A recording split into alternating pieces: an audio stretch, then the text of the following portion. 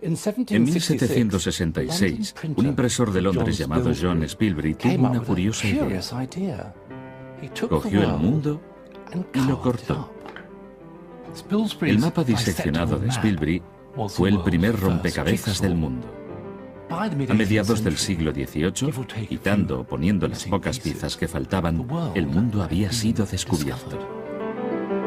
Ahora, con el mundo a su disposición, los británicos georgianos viajarían bajo tierra y sobre ella, a través de océanos y continentes, para descubrir la riqueza que alimentaría una revolución. Esta revolución daría lugar al mundo material moderno y empezó en un lugar muy peculiar, en las mesas de té de la Inglaterra georgiana.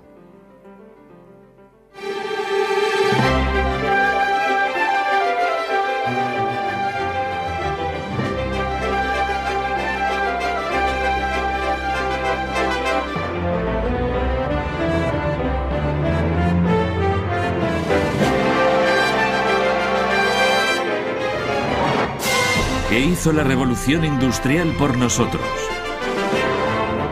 El mundo material. A principios del siglo XVIII, los británicos se habían vuelto, muy materialistas. Ansiaban productos exóticos, azúcar, porcelana, algodón fino, pero era el té lo que particularmente les apetecía. Esta antigua infusión china apareció por primera vez en las mesas británicas en 1657. A la gente con gusto de mediados del siglo XVIII nada le apetecía más que sorber esta importación oriental endulzada con azúcar caribeño.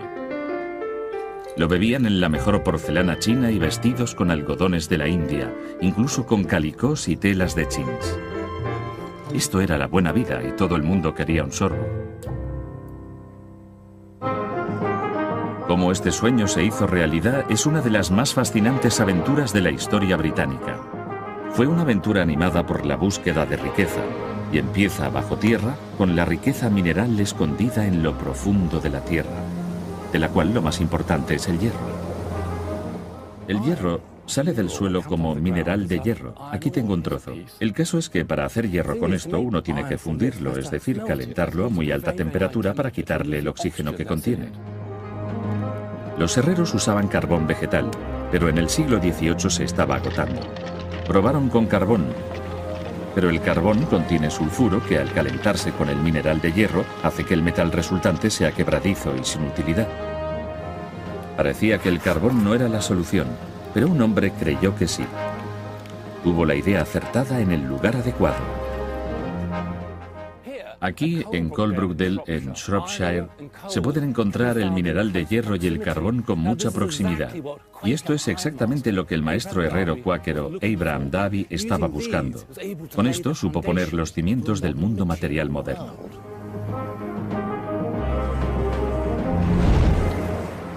Esto es coque, que esencialmente es carbón procesado para quitar el sulfuro. Ahora bien, en 1709, Abraham Davy tuvo una brillante idea. Efectivamente, utilizar coque para fundir hierro. Hoy utilizamos hierro reciclado y piedra caliza. Al principio hubiera sido o hierro o piedra caliza. El hierro se ha estado calentando en el horno a una temperatura muy elevada y Nigel está a punto de destaparlo y el hierro fundido saldrá borboteando hacia afuera. Aquí está. Ahora tengo que ponerme bien atrás.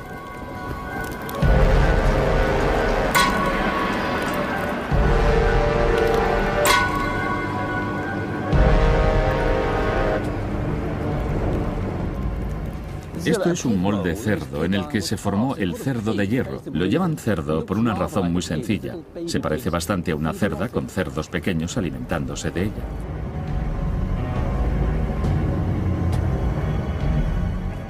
Bueno, el cerdo de hierro se ha enfriado. Aquí está. Voy a sacarlo de su molde de arena.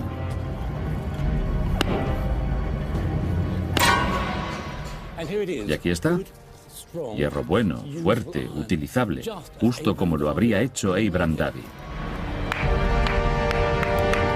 El hierro fundido con coque de Davy se convertía en cazos y sartenes resistentes y baratos para todos. Las nuevas técnicas mejoraron la calidad y redujeron el coste del hierro.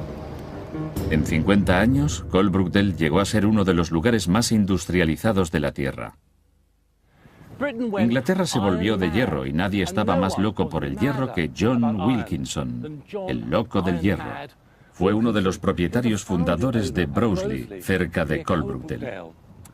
En realidad, si algo se podía hacer de hierro, el loco del hierro lo hacía. Tuvo un papel clave en la construcción del primer puente de hierro y construyó vías de tren de hierro, barcos de hierro, incluso edificios de hierro. La gente le veía como un soñador. Se equivocaba. Los maestros herreros del siglo XVIII como Wilkinson y Davy pusieron los cimientos de nuestro mundo metálico moderno. Más metal significaba más minerales y extraerlos estaba resultando un problema.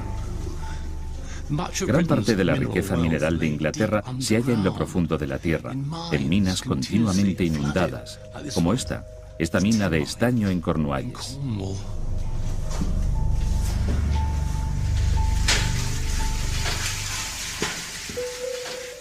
Y aquí está el problema: el agua. Para llegar al cobre, al estaño, al plomo o al carbón, esta agua tuvo que ser retirada. Irónicamente, la mejor solución a este problema de las inundaciones resultó ser el agua. En 1712, Thomas Newcomen, un ferretero de Dartmouth, lanzó una maravillosa máquina nueva.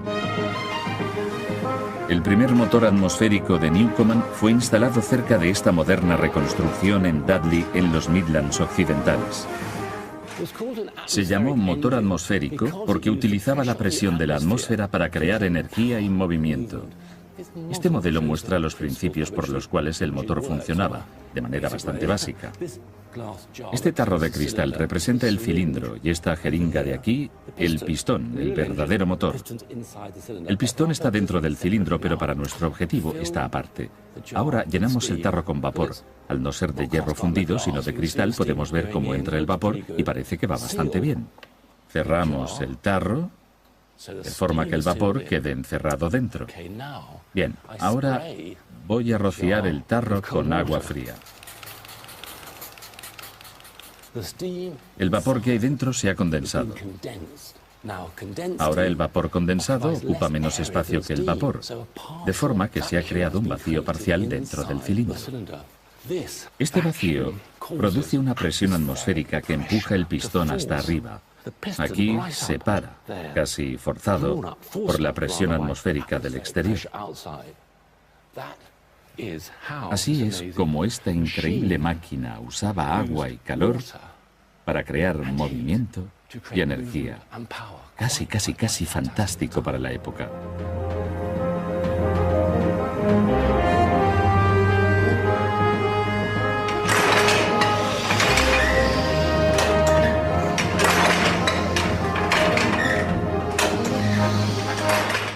Esta es la parte alta de la caldera, calentada con carbón para producir vapor. El vapor llega hasta aquí y a través de esta conexión entra en el gran cilindro de metal aquí arriba, el equivalente de nuestro tarro de cristal. También en la base del cilindro se puede ver cómo se inyecta el agua fría por ese tubo de ahí, que condensa el vapor dentro del cilindro.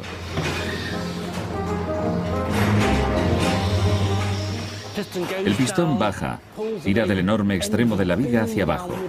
Esa es la acción que hace funcionar la bomba, sacando el agua de la profundidad de la mina. Es algo realmente increíble.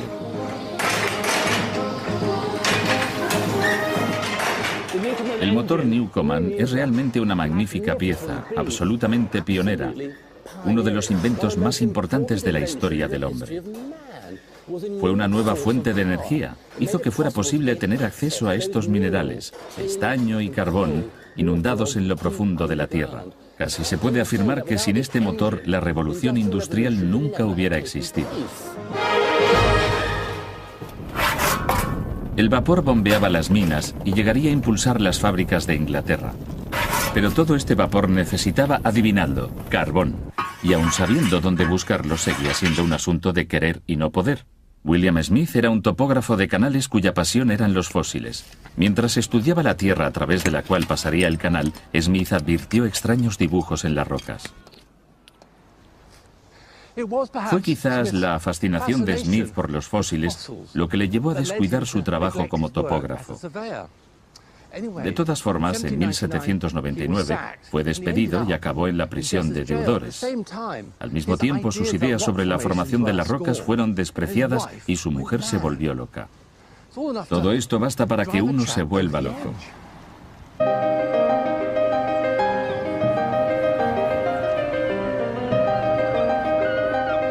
Smith se refugió aquí, en Scarborough, en la costa norte de Yorkshire.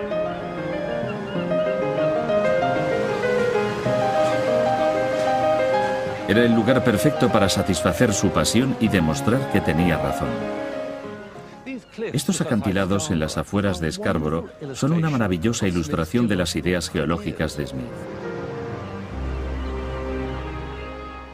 Observad que están claramente formadas por unas capas horizontales que Smith y sus colegas geólogos llamaron estratos. Y cada capa contiene fósiles como esta interesante amonita, una especie de calamar primitivo. Ahora bien, Smith observó que este tipo de fósil, esta amonita, solo aparecía en una capa, un estrato, ni en la capa de arriba ni en la capa de abajo. Siguió mirando y encontró en niveles más altos diferentes tipos de fósiles de amonita bastante diferentes. Cambiaban. Estaba claro que esos estratos se habían ido moviendo de abajo a arriba durante un largo periodo de tiempo. Esto ahora nos parece evidente, pero era una idea nueva.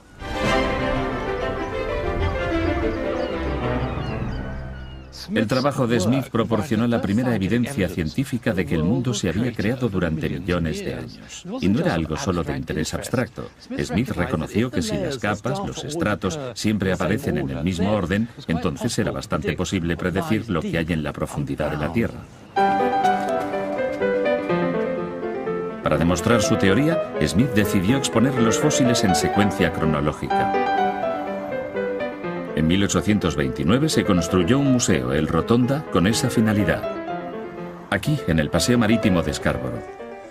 Hoy, el Rotonda alberga una colección de historia local, pero en la época de Smith esto hubiera sido como caminar a través de las eras geológicas. Aquí abajo estaban expuestos los primeros fósiles de una capa deltaica de 165 millones de años. De aquí, en el medio, los fósiles de arcilla de Oxford de 160 millones de años.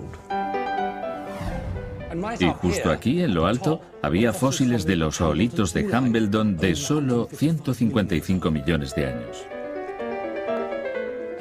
Y alrededor de todo el Rotonda podéis ver este espléndido friso diseñado por el sobrino de Smith. Muestra los estratos y las capas del tipo que hemos visto en los acantilados del exterior.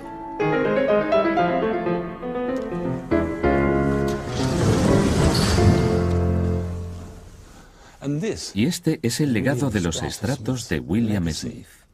Un proyecto que empezó abriendo canales acabó con una nueva visión del mundo. En 1815 publicó este estudio geológico de Inglaterra y Gales. Es el primer mapa geológico del mundo. Y con este mapa era posible predecir dónde yacía la riqueza mineral bajo tierra. Es muy conmovedor. Ese hombre trabajando solo, sin recursos, creó una clave para acceder a la riqueza del mundo. Resulta increíble. No es muy diferente del mapa geológico actual de Inglaterra. De hecho, el sistema de Smith es utilizado todavía hoy, tanto para encontrar petróleo en Texas como minerales en Marte.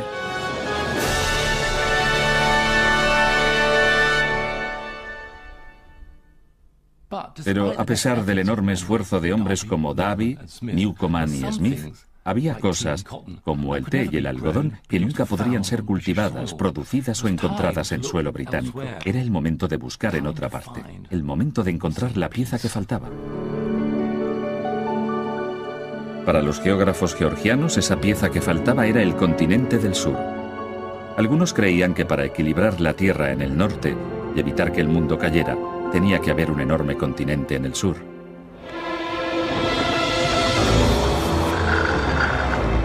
El 25 de agosto de 1768, un marinero de barcos de carbón de Whitby zarpó en un viaje que cambiaría el mundo. La misión del capitán James Cook era hacer una importante observación astronómica el 3 de junio de 1769 desde la isla de Tahití al sur del Pacífico. Se esperaba que, observando el paso de Venus por delante del Sol, sería posible medir la distancia del Sol a la Tierra. Pero había otra agenda secreta. Instrucciones secretas del almirantazgo ordenaron a Cook que zarpara en busca del legendario continente del sur. Esta fue una misión materialista. Su objetivo: nuevas colonias, mercancías, mercados. Cook no pudo encontrar el continente del sur. De hecho, él estaba convencido de que no existía. En cambio, navegó hacia Nueva Zelanda y la costa no visitada del este de Australia. El 19 de abril de 1770 se avistó tierra.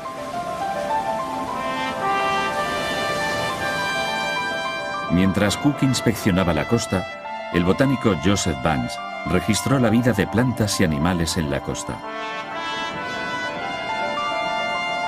Tan rica era la vida que encontró aquí que la llamó Botany Bay. Estos dibujos nos muestran algunas de las cosas que vieron. Esta extraña planta peluda era bastante nueva, se llama Banksia, como Banks, claro. Y este dibujo es una fugaz visión de un canguro. Banks estaba particularmente fascinado por las plantas, que consideraba que tendrían una aplicación práctica o económica al volver a casa. Por ejemplo, este lino de Nueva Zelanda, que los maoríes usaban para hacer cestas, es ahora una planta corriente de jardín. O más aún, el eucalipto es ahora utilizado para todo, desde jabón a papel celo.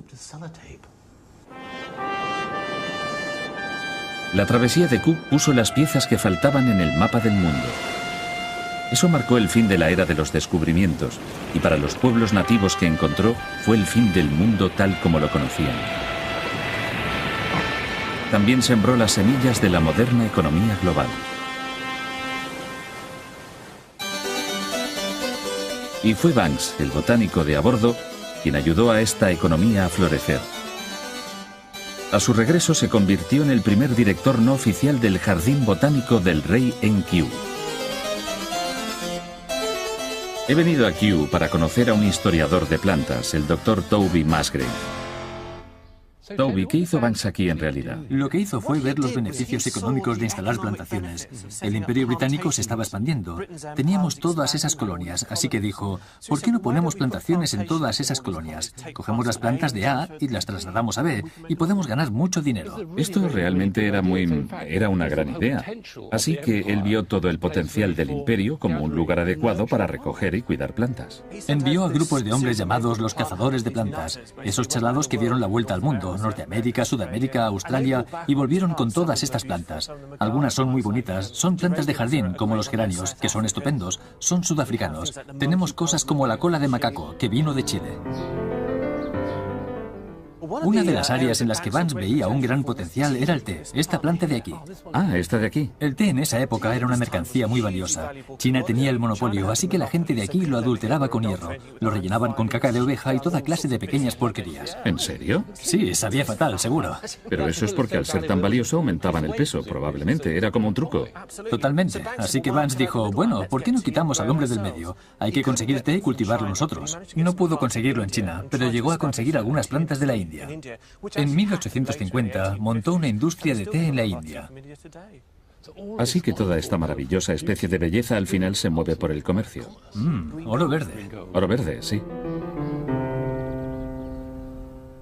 Pero el cultivo más rentable de todos no era verde, era blanco, algodón. Cultivando algodón en plantaciones coloniales, utilizando el trabajo de esclavos, este lujo exótico pasaría a ser un básico de todos los días.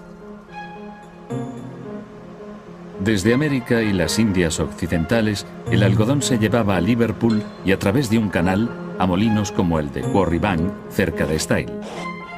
Quarry Bank es ahora un museo y Val Bryan es su experta en historia textil. Esto es algodón en su estado natural, ¿verdad? Son las bolas de algodón de donde se cogen para tener este algodón rústico. Y cuando el algodón apareció, realmente no sabíamos cómo prepararlo, así que lo tratábamos igual que la lana. De ahí viene la expresión lana de algodón. Lana de algodón, sí, claro. El algodón se cogía y se hilaba formando un hilo largo y fino. Para tejer la tela, luego se ponía en una lanzadera y se lanzaba por delante y por detrás entre el hilo ensartado en el telar. Pero tejer era un trabajo incómodo. El tejedor necesitaba unos brazos largos para lanzar y recoger la lanzadera a través de la extensa pieza de material. Ah, y este es el problema, básicamente. Así es, se cae al suelo porque tus brazos no son bastante largos. En 1733, un tejedor llamado John Kay sacó una patente de un aparato que tendría resultados espectaculares. En lugar de lanzar la lanzadera a mano, Kay puso la lanzadera en una caja. Cuando el tejedor tiraba de un palo, un martillo golpeaba la lanzadera a través de los hilos. Se llamó la lanzadera voladora. Y esto, por supuesto, es, en teoría, mucho más rápido, ¿verdad? Sí, lo es. Sí, incluso un aficionado como yo podría comprender que esto es un avance enorme. La lanzadera voladora es absolutamente increíble. Pero mientras los hombres tejían más tela, las mujeres no podían seguir el ritmo. Afortunadamente para ellas, en 1764, otro tejedor llamado James Hargreaves se dio cuenta de que una rueda podía estar unida a varios usos. La llamó Spinning Jenny, que era como la máquina de hilar. La legendaria Spinning Jenny. Nunca imaginé que vería una en realidad. Quiero decir, una máquina para producción masiva de hilo, ¿es eso, verdad? Sí, porque ahora tienes a una persona hilando 16 hilos.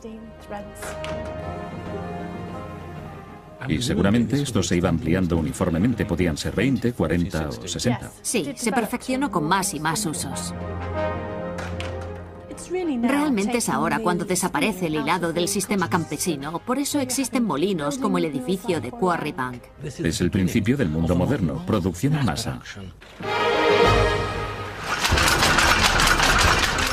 En los años 1780 la nueva tecnología llevó la energía de vapor a los molinos de Inglaterra.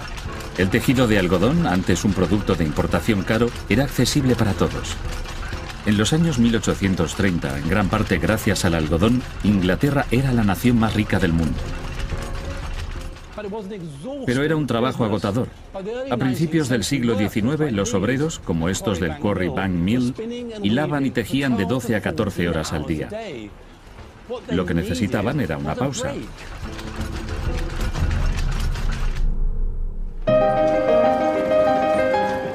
La pausa del té, con su azúcar y agua hervida libre de gérmenes, mantenía a los obreros sanos y los telares tejiendo.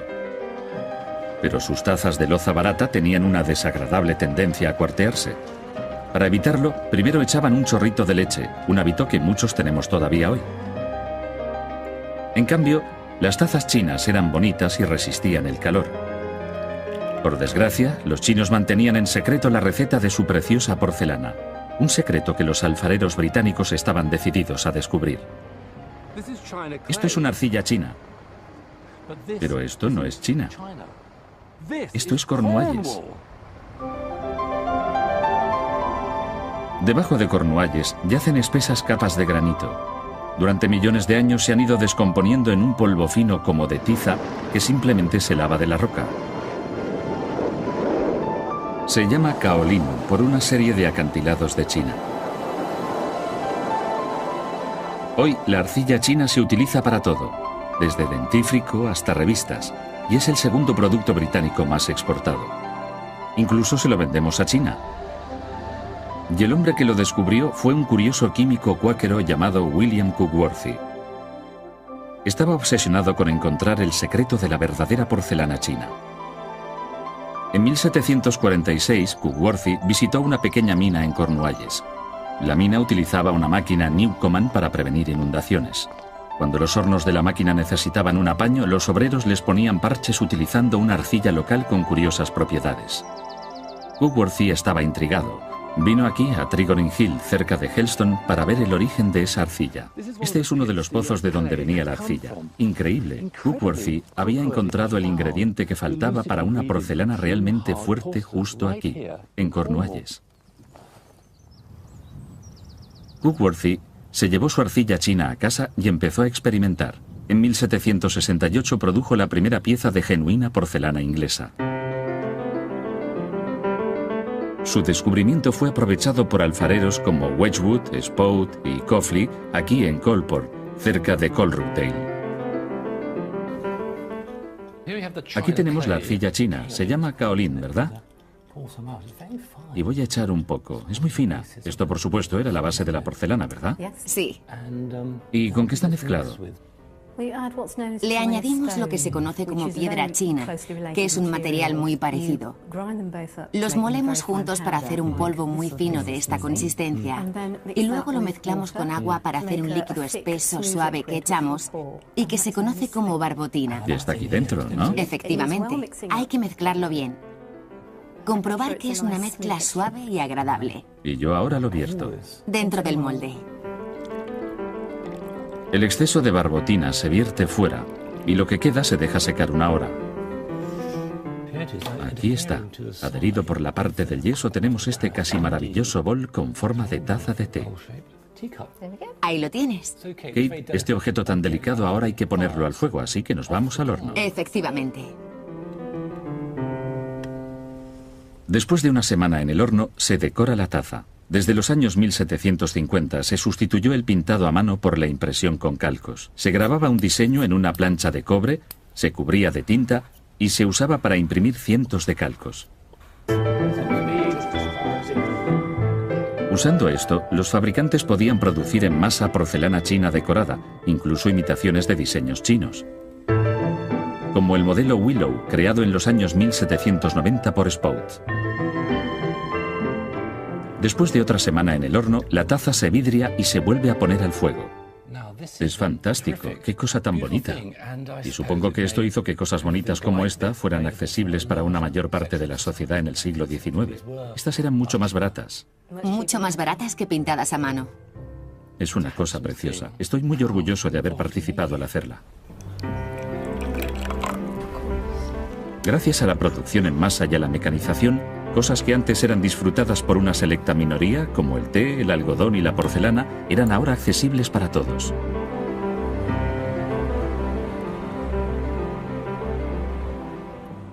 El gusto de los británicos por los artículos exóticos como el té, el algodón y la porcelana inspiró una revolución. Y hoy, prácticamente todo lo que ponéis en el carro de la compra, desde revistas ilustradas hechas con arcilla china, al té y los paños de cocina, incluso el mismo carro metálico de la compra, todo está ahí gracias a que los georgianos desearon la buena vida. Gracias a nuestra mezcla única de riqueza mineral, ingeniosos industriales y apetitos insaciables, Inglaterra había hecho el mundo material moderno.